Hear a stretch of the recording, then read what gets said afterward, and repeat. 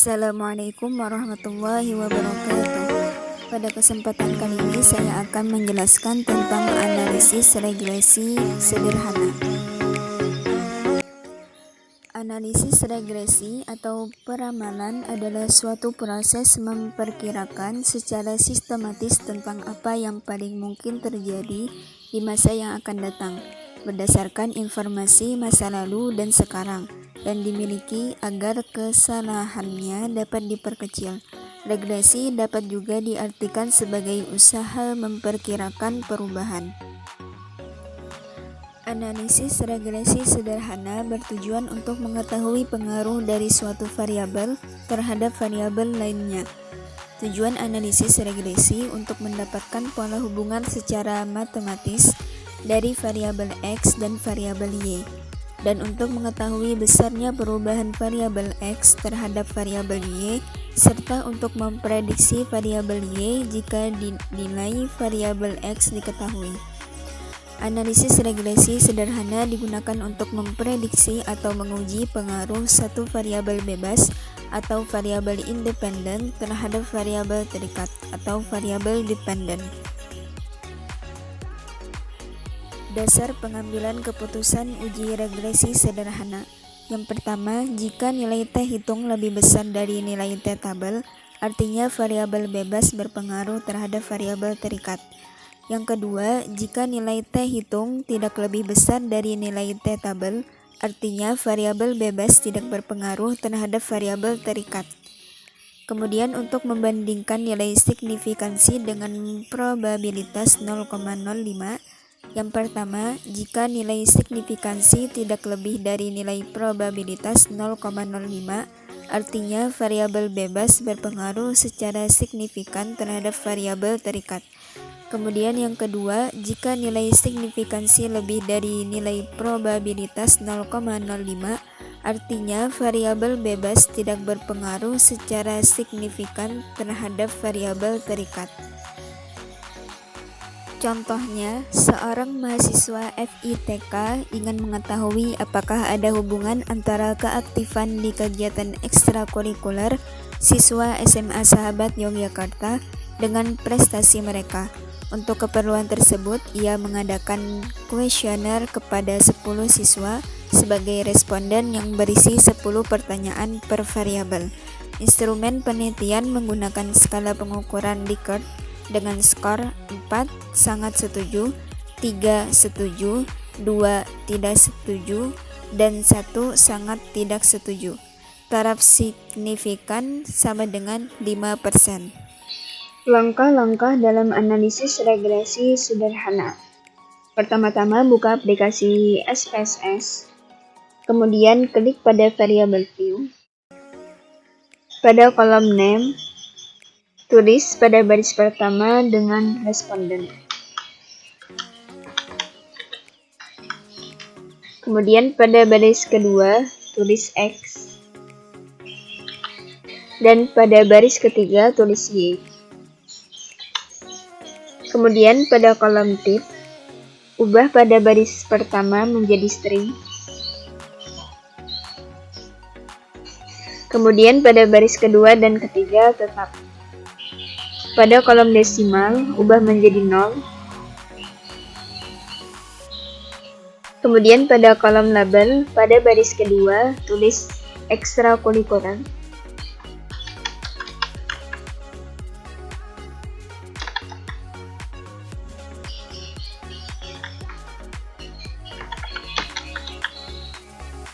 Dan pada baris ketiga, tulis prestasi.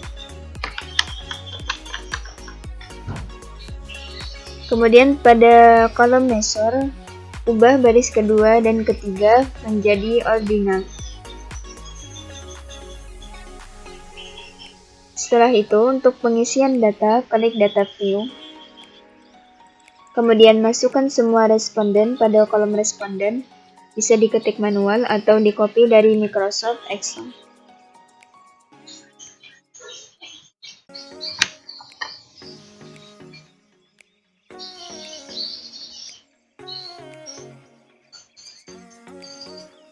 Kemudian masukkan hasil tabulasi data ekstrakurikuler pada kolom X.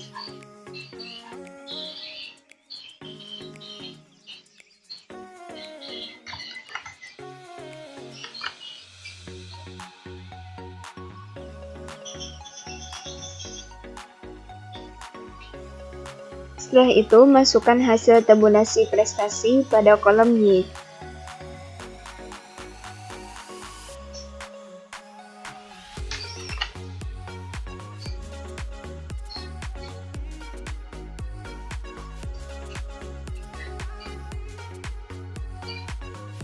Setelah pengisian data selesai, klik Analyze, kemudian pilih Regression, dan pilih Linear. Setelah itu, masukkan ekstrakurikuler X ke independen dan prestasi Y ke dependen. Kemudian klik Statistik. Pada Regression Coefficient, klik Estimates, Model Fit, R-Squared Change, Descriptive, dan Confidence Interval 95%.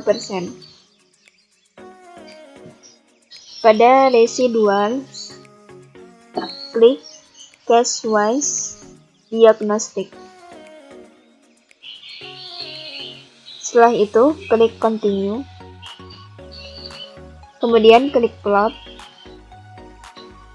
Masukkan SD Receipt ke kotak Y dan Z-Spread ke kotak X.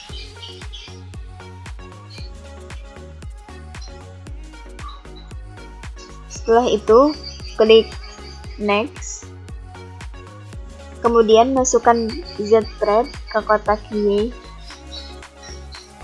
dan Dependent ke kotak X.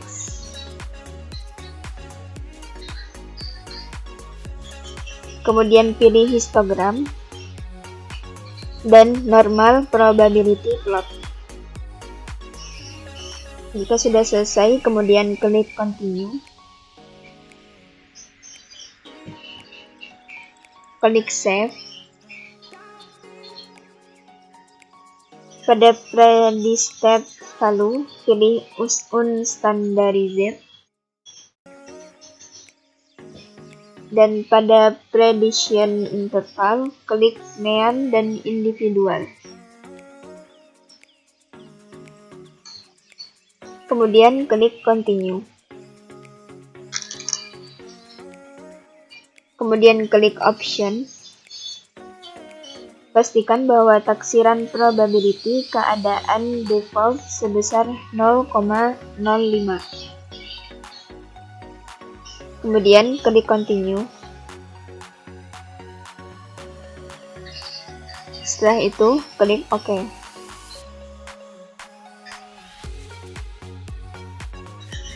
Maka akan muncul output hasil SPSS.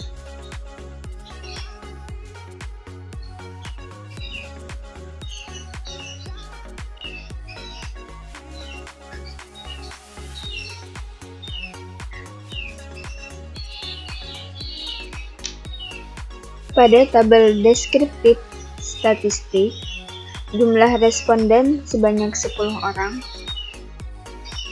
Kemudian, rata-rata prestasi sebesar 40,2 dengan standar deviasi 5,007. Artinya, jika dihubungkan dengan rata-rata tingkat prestasi sebesar 40,2 per orang, maka tingkat prestasi akan berkisar antara 40,2 5,007 tingkat, dengan tingkat keaktifan ekstrakurikuler rata-rata 31,9.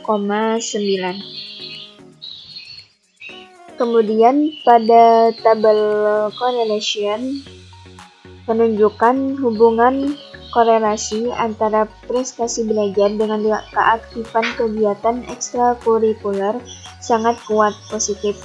Nilai R sebesar 0,938. Positif artinya searah, maksudnya semakin tinggi prestasi belajar siswa maka semakin aktif dalam kegiatan ekstrakurikuler. Begitu juga sebaliknya. Kemudian pada tabel variabel entered atau removed menunjukkan bahwa variabel keaktifan ke ekstrakurikuler berhasil dimasukkan. Tidak ada variabel yang dikeluarkan. Kemudian pada tabel model summary, di situ menunjukkan R korelasi sebesar 0,938, menunjukkan hubungan prestasi belajar X dengan keaktifan ekstrakurikuler Y sangat kuat positif. Kemudian R square sebesar 0,879 menunjukkan kontribusi yang disumbangkan X kepada Y.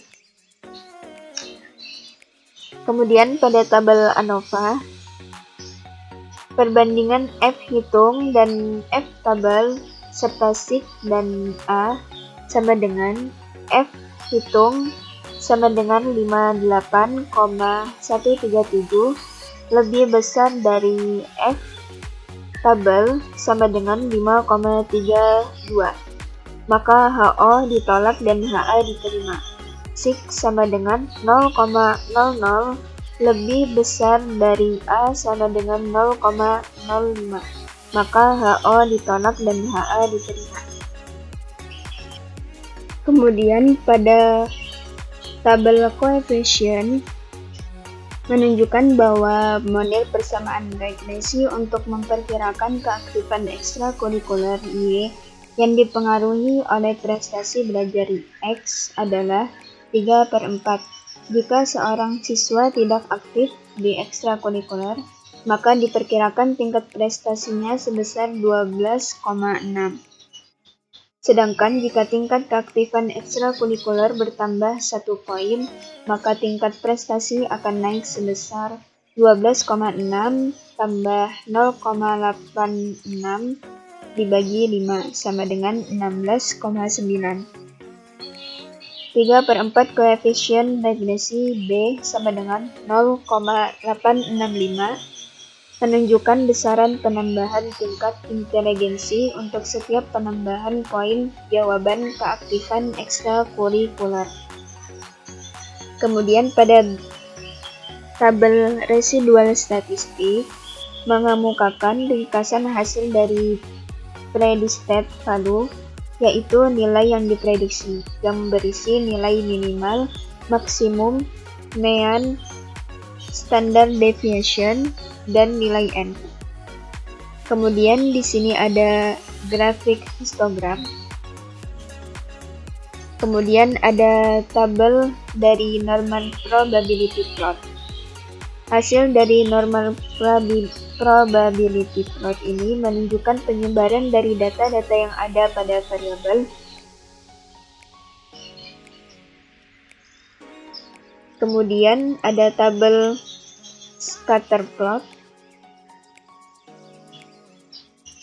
Hasil dari scatter plot ini dapat membantu kita untuk mengetahui penyebaran data dan membantu untuk memprediksi nilai regresi antara prestasi belajar dengan keaktifan kegiatan ekstrakurikuler.